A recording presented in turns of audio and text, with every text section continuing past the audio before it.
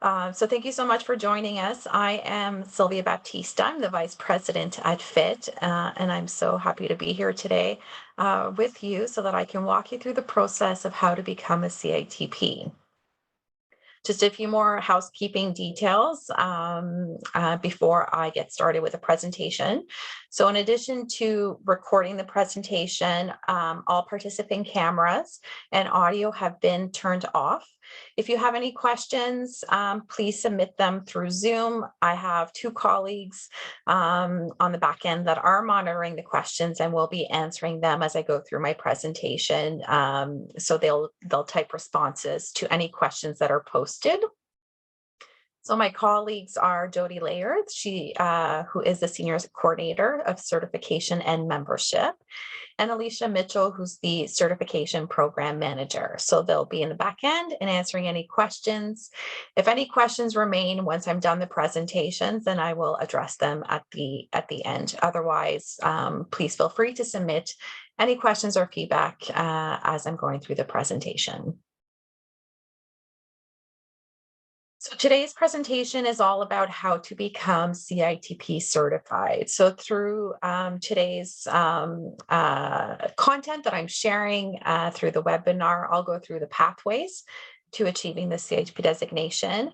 I'll go through the eligibility requirements. I will provide some insights in terms of the application documentation and what we're looking for.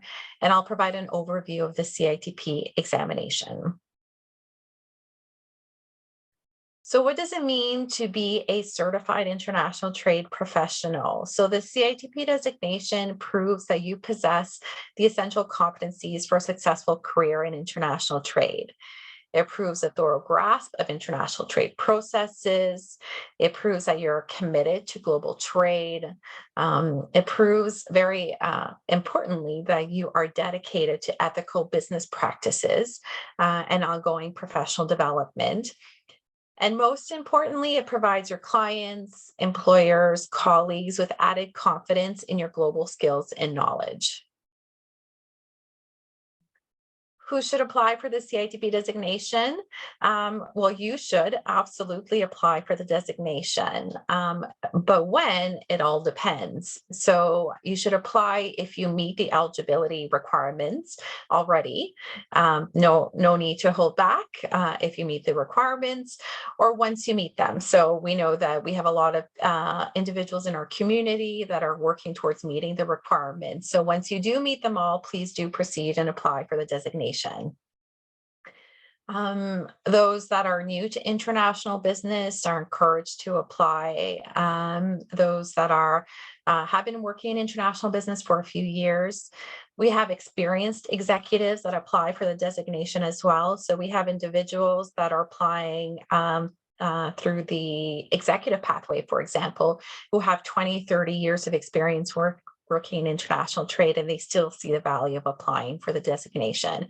So if you're part of that group, really encourage you to apply as well. If you own your own business, absolutely. Really anyone who is working in international trade, anyone who has seen tremendous success working in international trade as well, encouraged to apply for the designation. We have three pathways to the CITP designation. We have the FITT Diploma pathway. We have the Specialized Credential Holders pathway, which is currently not available, but we do want to share information with you about this pathway. And we have our third pathway, the Executive pathway. And I'll go through each pathway in more detail over the next few slides. So we'll start with the FITT Diploma pathway. So this pathway has been designed for any individual that is currently working towards achieving the FITT Diploma or who has achieved the FITT Diploma at one point in time during their experience with FITT. So if you've completed the FITT Skills courses either online through a delivery partner or by completing FITT accredited programs, you will have or may achieve one day the FITT Diploma. So if you've taken the FITT Skills courses or accredited courses, you are on the path to achieving the FITT Diploma. You can also achieve the FITT Diploma by applying for equivalency credits through the portfolio submission process. So the portfolio submission process is a form of assessment where we're reviewing either educational experience that you have that is not related to FITT skills. As we know, there are many international business programs out there and not all are affiliated with FITT. So it could be looking at your educational experience, not related to FITT skills.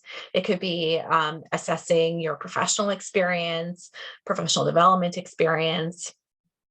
So if you have a lot of experience that relates to the FITT skills competencies, you can apply for equivalency credits through the portfolio submission.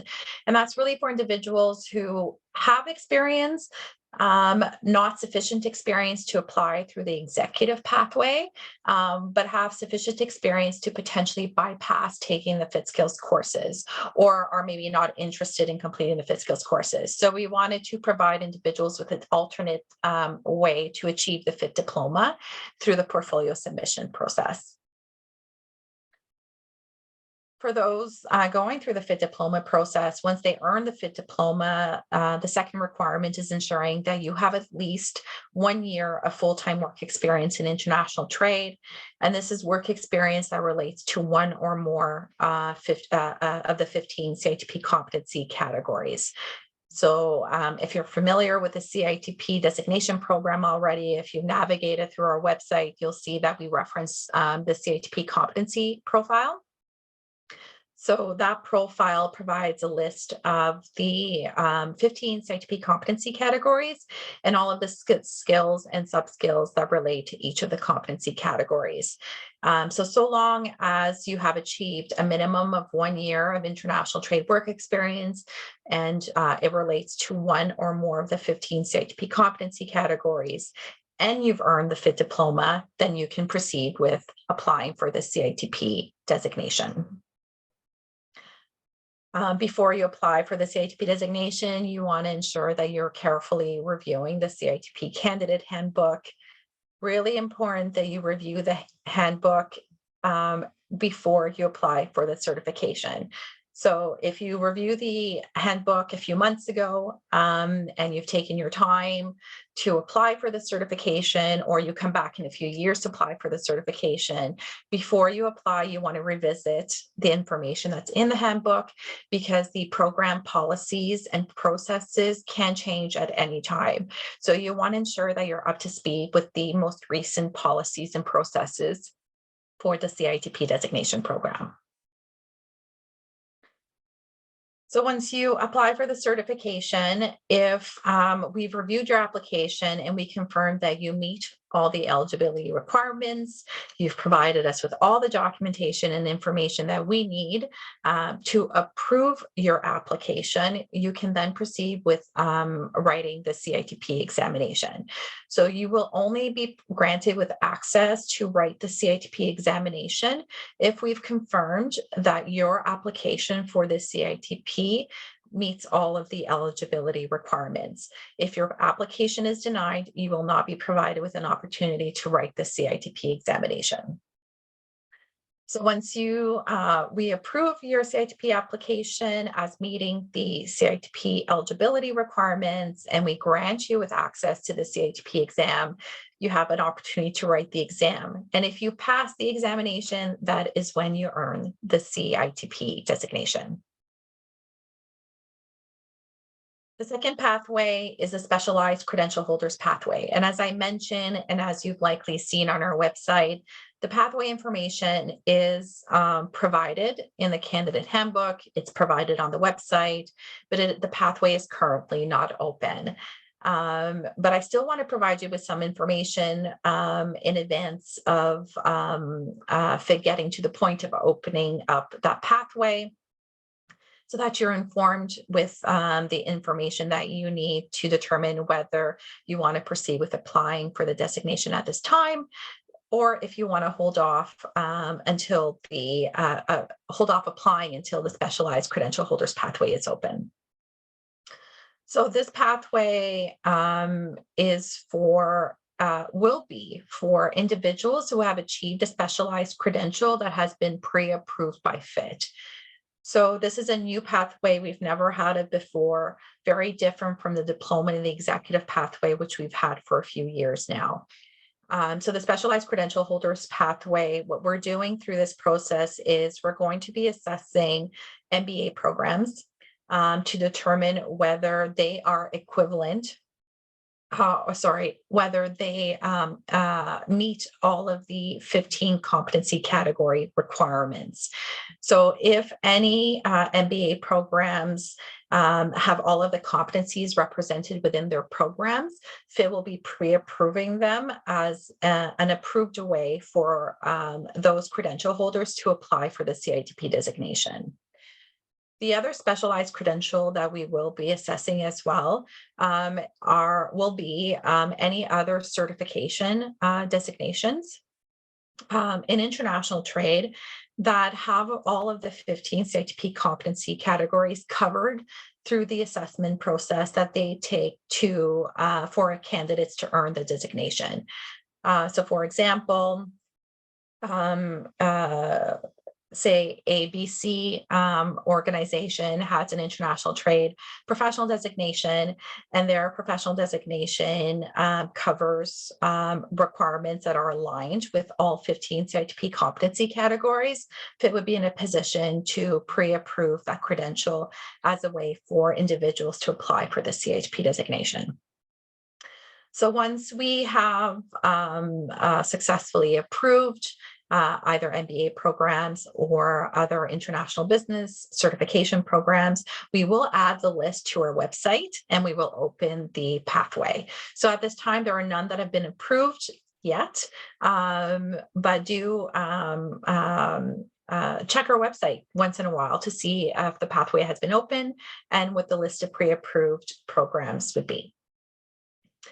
So for those credential holders, they will also have to ensure that they have at least completed at least 1 year of international trade work experience in an area that is related to one or more of the 15 CITP competency categories. If they check off box 1 and 2, so they've achieved a pre-approved credential and they have completed a minimum of 1 year of work experience in international trade, they can proceed with applying for the CITP designation. And similar to Pathway 1, we will carefully review the application, ensure that the candidate has met all the requirements. And if the candidate has met all eligibility requirements, then they will be approved to proceed with writing the CITP examination. And if they pass the CITP examination, then they will achieve the CITP designation. And the final pathway is the executive pathway. So this pathway is available for any individual that has over 10 years of experience, 10 years of full-time work experience related to all 15 CITP competency categories in an executive level role. So executive level roles are leadership roles, management roles, or any roles in which they're providing oversight. And very different from Pathway 1 and 2, because these individuals are strictly being assessed on their work experience and not any previous educational experience. We must ensure that they have over 10 years of work experience related to all of the 15 CITP competency categories. So we do have to assess achieving knowledge and skills related to each of the CITP competency categories. If you have already achieved 10 years of experience at the executive level role and experience that relates to all of the CITP competency categories, then you can proceed with applying for the certification. And similar to the Pathway 1 and Pathway 2, we will carefully review your application, ensure that you meet all eligibility requirements for the CITP designation. And if you do meet all the CITP eligibility requirements for the executive pathway, you'll receive access to write the CITP examination. And once again, if you pass the examination, then you officially become a CITP. terms of the application, so over the next few slides, I'm going to go through some important information, some tips on how to properly present your cover letter, go through information that we need to see in your letters of attestation. So I'll just provide you with a summary right now on this slide in terms of what we're looking for, and then I'll provide you with more insights over the next few slides. So are you ready to apply for the CITP designation? First step, as I mentioned a few slides ago, very important that you review the CITP candidate handbook. So again, if you're not ready to apply for the CITP designation today, but you're ready to apply in 2 years from now or a year from now, please ensure that you come back and you review the CITP handbook again before you submit your application, because the policies and the processes of the program are subject to change at any time. So you want to ensure that you're fully up to speed and informed of all the eligibility requirements. So first step, review the CITP candidate handbook. Next, are you sure that you've obtained the necessary educational and or work experience needed for the pathway that you're interested in applying through? Is your resume detailed? Have you written a cover letter? Do you have 2 letters of reference from individuals who can attest to your international trade work experience? If you've answered yes, then you're likely ready to apply for the CITP designation. So I'll go through a few more details regarding each of these. So the cover letter. In your cover letter, you want to make sure that you're summarizing your international trade work experience. So not necessary to provide the level of detail that you'll provide in your resume. This is really about providing a summary of your experience.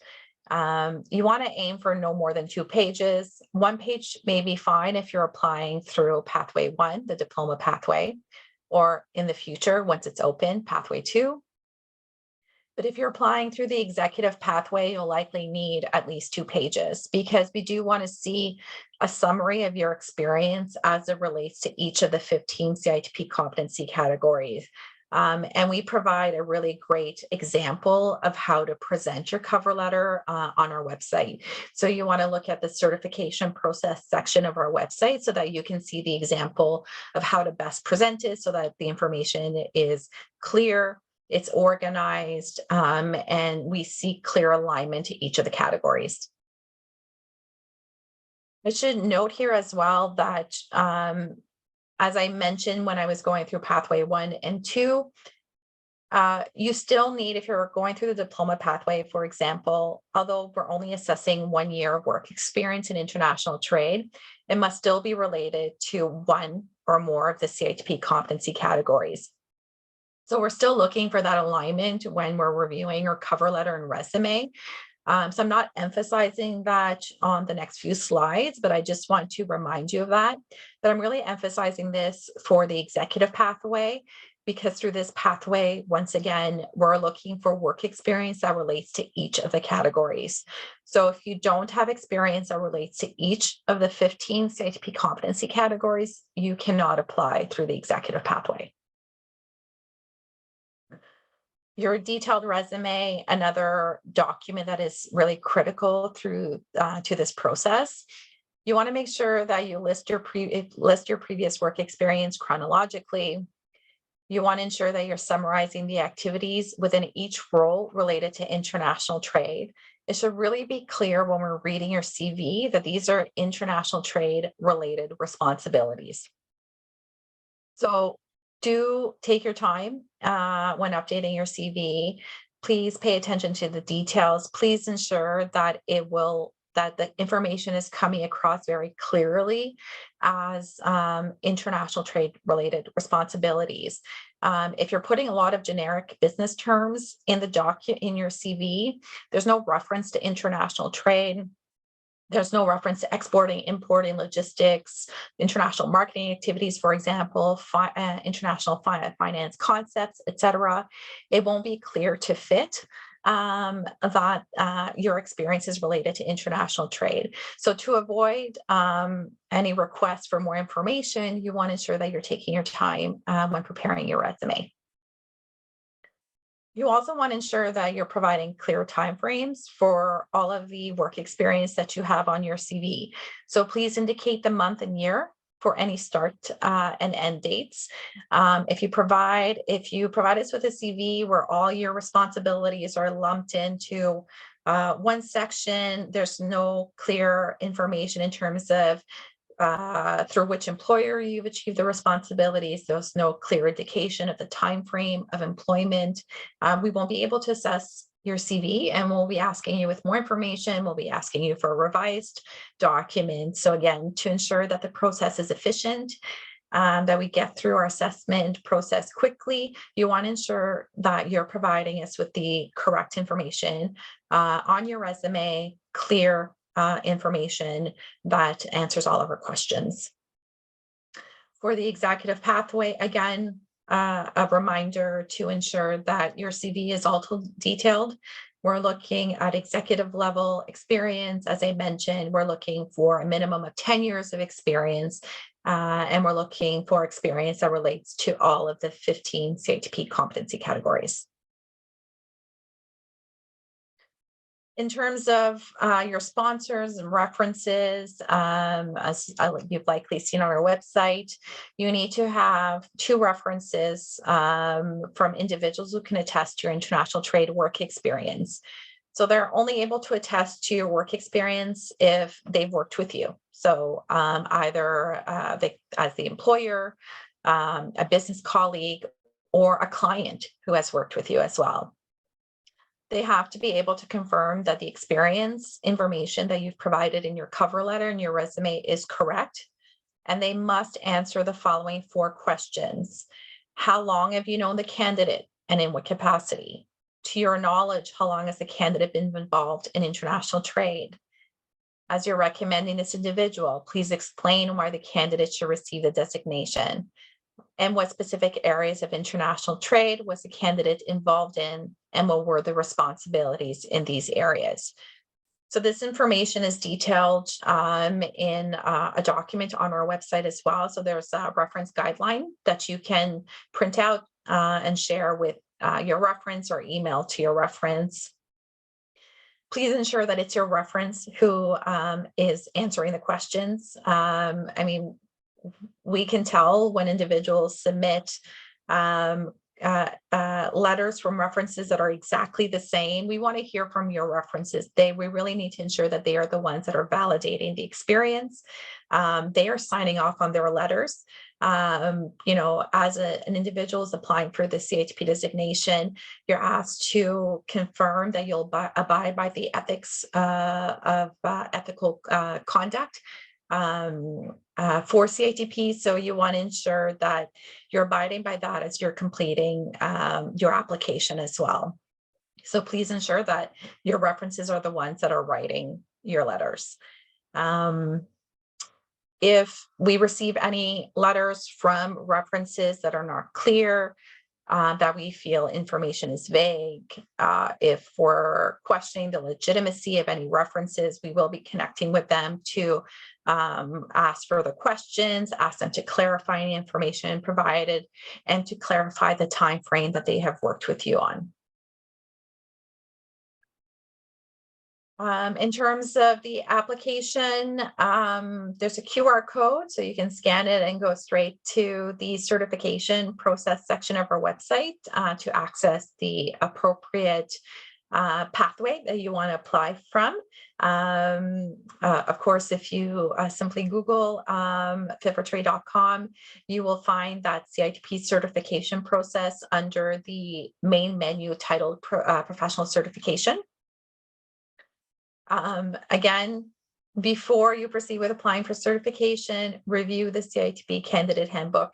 You want to ensure that you are fully up to speed with the current eligibility requirements.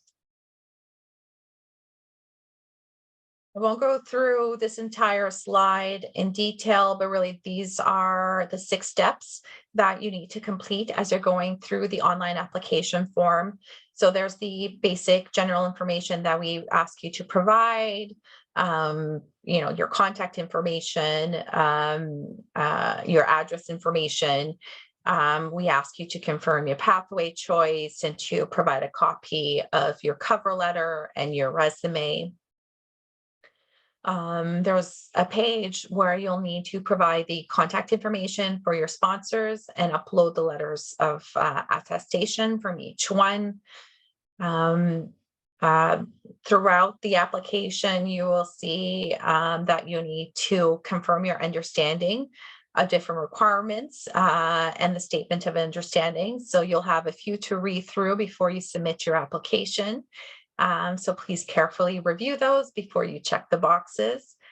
And on the last page, you'll be asked as well to provide payment information. So the application, the CITP application fee is $570 plus applicable taxes if you're located in Canada. So that will have to be paid for as you're going through to submit the application. And the application covers the entire application process, all the fees required to apply for the CITP designation, including the examination. Before a particular section that you also want to review before you complete your submission is the fee schedule. Or you'll see that information, of course, if you carefully review our website in the CITP Candidate Handbook. The fees are non-refundable, so please note that before you submit your application. So if your application is denied, you do not receive a refund. So very important that you take that into consideration as you're going through the process. We want to ensure that we're being transparent with this information. So it is available throughout our website, and it is also available in the CITP Candidate Handbook. So I've applied. Now what? So we will carefully review your application to confirm that you've met all eligibility requirements. And as I previously mentioned, we may contact you or we may contact your sponsors if we need to ask more information or clarification. And then we'll provide you with the final decision regarding your application. So whether it's approved or declined. If your application is approved, you will receive from FITT specifically the deadline to write your CITP exam and the CITP sample exam questions. From the testing vendor, so you'll see those emails come through referencing Yardstick and or Measure Learning. It's the same company, just Measure Learning is the company, Yardstick is their specific testing platform. From the testing vendor, you will receive instructions to create your testing account. You'll receive instructions to schedule your proctored exam. You'll have the opportunity to test your equipment before the examination. So very important. I can't tell you enough how important it is to test your equipment before the exam. This is a proctored examination. You want to ensure that everything works smoothly on the day of your examination. So please do test your equipment as many times as you'd like. And you can also complete an exam platform tutorial. It doesn't provide any CITP exam test questions. It's really providing you with some fake questions on the platform just to ensure that you're comfortable on how to complete the examination through the platform. So you'll get an opportunity to answer some fake questions so that you know how to submit the exam, how to change answers when you're going through the examination, how to check how much time you have left, how to use a calculator, the notes section, how to jump back and forth between questions. So really encourage you to test your equipment and to complete the exam platform tutorial as many times as you'd like once you have your account. And I promise you, this is the last slide for today's webinar. And just briefly, some information about the CITP examination. Once we confirm that you're approved to write the CITP exam, as I mentioned in the previous slide, we'll let you know what the assessment deadline is, but essentially 60 days from the date of approval of your application. You must receive a passing grade, so pass to obtain the CITP designation. The exam is designed to assess what a competent practitioner must know and understand in order to perform to the required standard and tasks necessary for international trade. And if you, if you review the CITP Candidate Handbook, you'll see more information regarding the examination and all of the policies associated with the examination. So you'll see the policy for cancellations, how to reschedule the examination if you need more time, how to rewrite if you fail the examination, and how to submit special accommodation requests for the examination. So please do review the CITP Candidate Handbook. There's quite a few pages that are specific to the examination, tips on how to properly complete multiple choice examinations, etc. So I encourage you to carefully review the handbook before applying, but also after you've applied when you're preparing to write the CITP examination. And that brings me to the end of my presentation. So I am going to stop sharing my screen just so that I could have a look to see if there are any questions that remain for me to address. So let me just end my slideshow and stop sharing so that I can view the screen.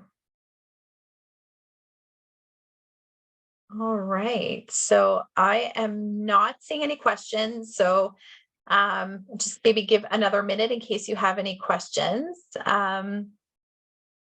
Okay, a question just came through. So how do we prepare for the examination? So in terms of preparing for the examination, you want to carefully review the exam outline that is included in the CITP Candidate Handbook so that you can see all of the competencies that are being assessed on the examination.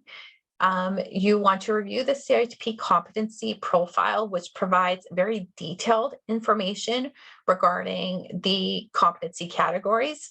So the exam outline has it only lists the skills for each of the competency categories, but to really understand what those skills mean, you want to carefully review the CITP competency profile. And as I mentioned in one of the last slides, we also provide you with sample examination questions. I believe there are 40 or 50 examination questions that we provide you, sample exam questions, so that you can test practice answering questions that are very similar to questions that are on the exam. So I will probably just give my closing remarks, and if any questions come through before I finish, I will address them. So I just want to thank everyone so much for joining me today. Thank you for your patience as we navigated through the technical difficulties. And thank you so much. I can see that I'm over time, so thank you for staying on and listening to my entire presentation. I'm wishing you all the best in your international trade career. And I really look forward to seeing your applications come through my desk for review once you're ready to apply. So thank you once again. I don't see any other questions, so we will end the webinar. Thank you. And thank you, Jody and Alicia, for helping me out today.